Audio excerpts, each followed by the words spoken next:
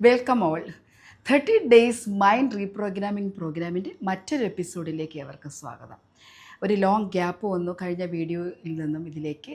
ഇന്ന് ഞാൻ പറയാൻ പോകുന്നത് വളരെ ഇമ്പോർട്ടൻ്റ് ആയിട്ടുള്ള ഒരു സബ്ജക്റ്റാണ്. മൈൻഡ് റീപ്രോഗ്രാമിൽ ഏറ്റവും കൂടുതൽ ആളുകൾ യൂസ് ചെയ്യുന്നതും ഒരു സക്സസിൻ്റെ ഏറ്റവും ഇമ്പോർട്ടൻ്റ് ആയിട്ടുള്ള കീ ആയിട്ടുള്ള ഒരു കാര്യമാണ് മൈൻഡ് സെറ്റ്. നമ്മൾ സാധാരണ പറയാറുണ്ട് മൈൻഡ് സെറ്റിനെ കുറിച്ചല്ലേ. What is mindset? What separate the best from the rest is mindset. ഒരു മൈൻഡ് സെറ്റാണ് ഒരാളെ വിജയിയോ പരാജിതനോ ആക്കി മാറ്റുന്നത്. നമ്മൾ വളരെ അൺവേവറിങ് ആയിട്ടുള്ള സ്ട്രോങ് മൈൻഡ് സെറ്റുള്ള ഒരാൾ എന്തായാലും ജീവിതത്തിൽ വിജയിക്കും. ഏതൊക്കെ പ്രതിസന്ധികൾ വന്നാലും തരണം ചെയ്യും. നല്ല സെൽഫ് എസ്റ്റീം ആവശ്യമാണ് അതിന്. മൈൻഡ് സെറ്റ് പോസിറ്റീവ് മൈൻഡ് സെറ്റുള്ള ആളുടെ എപ്പോഴും എടുത്ത് നോക്കിയാലും നല്ല സെൽഫ് എസ്റ്റീമുള്ള ആളുകളായിരിക്കും. പക്ഷേ ഇതിനെ നമ്മൾ തടയുന്നത് എന്താണ്? ഓഫ് കോഴ്സ് നെഗറ്റീവ് തോട്ട്സാണ്. നെഗറ്റീവ് തോട്ട്സ് നമുക്ക് കൺട്രോൾ ചെയ്യാൻ പല സമയങ്ങളിലും ചിലപ്പോൾ കൺട്രോൾ ചെയ്യാൻ പറ്റണമെന്നുമില്ല. എന്തുകൊണ്ടാണ് നമുക്ക് നെഗറ്റീവ് അൺവാണ്ടഡ് തോട്ട്സ് കയറി വരുന്നത്? അത് നമുക്ക് ഇന്നും ഇന്നലെയും തുടങ്ങിയതല്ല. ശിലായുഗം മുതൽ തന്നെ നമ്മുടെ ഉള്ളിൽ, അതായത് ഹ്യൂമൻ ബീയിങ്ങിൻ്റെ മൈൻഡിലേക്ക് നെഗറ്റീവ് തോട്ട്സ് വന്നിട്ടുണ്ട്. അതിന് പ്രധാനപ്പെട്ട 2 കാരണങ്ങളാണ് പറയുന്നത്. ഒന്നെന്ന് പറയുന്നത് അന്നത്തെ കാലഘട്ടത്തിൽ സർവൈവൽ എന്ന് പറയുന്നത് ഒരു വലിയ ബുദ്ധിമുട്ടുള്ളൊരു കാര്യമാണ്. അപ്പോൾ ഒരു സൊസൈറ്റി ഫോം ചെയ്തു വരുന്ന കാലഘട്ടത്തിൽ തന്നെ ഒരു ഗ്രൂപ്പായിട്ട് അല്ലെങ്കിൽ ഒരു കുടുംബം എന്നൊന്നും അന്ന് ഒരു കോൺസെപ്റ്റ് ഇല്ല. എങ്കിൽ പോലും ഒരുമിച്ച് ജീവിക്കുമ്പോൾ സർവൈവ് ചെയ്യുക എന്ന് പറയുന്ന ഒരു ഡിഫിക്കൽട്ടായിട്ടുള്ളൊരു കണ്ടീഷൻ. അപ്പോൾ മറ്റുള്ള ഒരാളെ പ്ലീസ് ചെയ്യേണ്ടി വരും, ഒരു വാലിഡേഷൻ സീക്ക് ചെയ്യേണ്ടി വരും. അതൊരു ഇമ്പോർട്ടൻ്റ് ഡ്രൈവായിട്ട് നമ്മുടെ ഉള്ളിൽ കിടപ്പുണ്ട് ഇപ്പോഴും.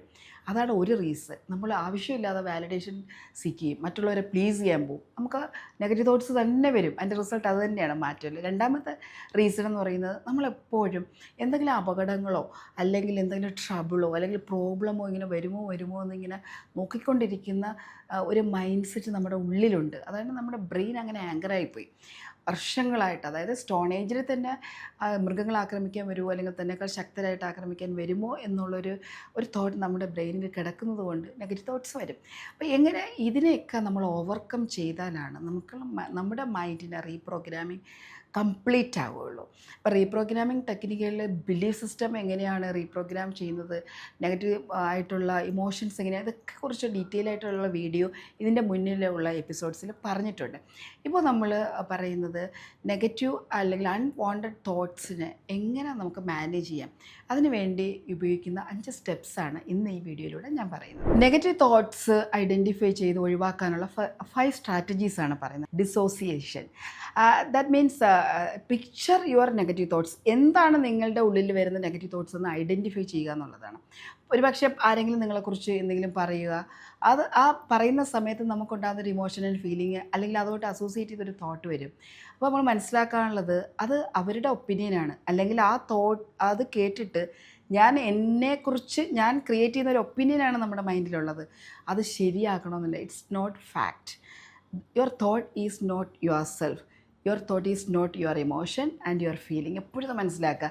സോ അതിനെ നമ്മൾ കട്ട് ചെയ്ത് മാറ്റിയിട്ട് പകരം ഒരു പോസിറ്റീവായിട്ടുള്ള തോട്ട്സ് അവിടെ ജനറേറ്റ് ചെയ്ത് കൊടുക്കണം. നെഗറ്റീവായിട്ടുള്ള തോട്ട്സ് ഡിസ്അസോസിയേറ്റ് ചെയ്യുക എന്നുള്ളതാണ് ഒന്നാമത്തെ സ്റ്റെപ്പ്. രണ്ടാമത്തത് ക്ലിയർ യുവർ ഇമോഷൻസ്. അതായത് നെഗറ്റീവ് ഇമോഷൻസാണ് ഇവിടെ പറയുന്നത്.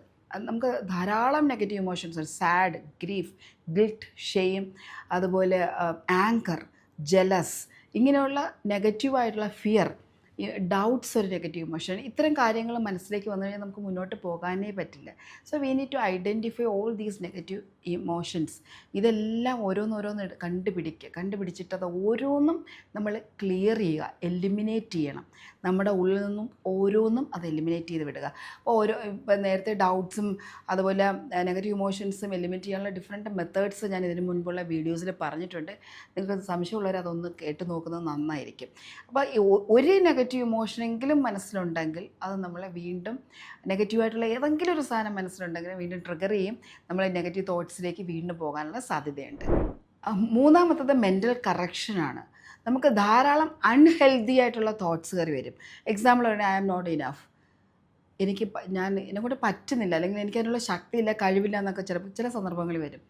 അപ്പോൾ തന്നെ നമ്മളത് ഐഡൻറ്റിഫൈ ചെയ്തിട്ട് അതിന് പോസിറ്റീവായിട്ടുള്ളൊരു സാധനം പ്ലേസ് ചെയ്യണം. I am more than enough. അല്ലെങ്കിൽ നമ്മൾക്ക് ചിന്തിക്കുകയാണ് എനിക്ക് എപ്പോഴും നെഗറ്റീവ് തോട്ട്സാണ് മനസ്സിൽ വരുന്നത്. ഉടനെ നമ്മൾ ഐഡൻറ്റിഫൈ ചെയ്യുന്നു, കറക്റ്റ് ചെയ്യുന്നു. എപ്പോഴും എനിക്ക് പോസിറ്റീവ് തോട്ട്സിൽ നിലനിൽക്കാൻ സാധിക്കും. എന്നെക്കൊണ്ട് അത്രയും പഠിച്ചെടുക്കാൻ പറ്റുമോ എന്ന് എനിക്ക് സംശയമുണ്ട്. തീർച്ചയായിട്ടും എനിക്ക് നന്നായിട്ട് പഠിച്ചെടുക്കാൻ പറ്റും. ഞാൻ എപ്പോഴും ഒരു നെഗറ്റീവ് എനർജി ഉള്ള വ്യക്തിയാണ്. അങ്ങനെ ഒരു ചിന്ത നിങ്ങൾക്ക് എപ്പോഴെങ്കിലും ഉണ്ടെങ്കിൽ നിങ്ങളോട് തന്നെ പറയുക, ഞാൻ ഭയങ്കര ഒരു പോസിറ്റീവ് പേഴ്സണാണ്. ഈ തരത്തിൽ നമുക്ക് തോട്ട്സിന് മെൻ്റൽ കറക്ഷൻസ് നടത്തണം. എപ്പോഴൊക്കെ വരുന്നോ അപ്പോൾ തന്നെ കറക്റ്റ് ചെയ്ത് വിടുക. നാലാമത്തത് ഏറ്റവും ബ്യൂട്ടിഫുൾ ആയിട്ടുള്ളൊരു സാധനമാണ്. അതായത് യു ആർ യുണീക്ക്. നിങ്ങളുടെ യുണീക്കായിട്ടുള്ള കഴിവിനെ, യുണീക്ക്നെസ്സിനെ അക്സെപ്റ്റ് ചെയ്യുക.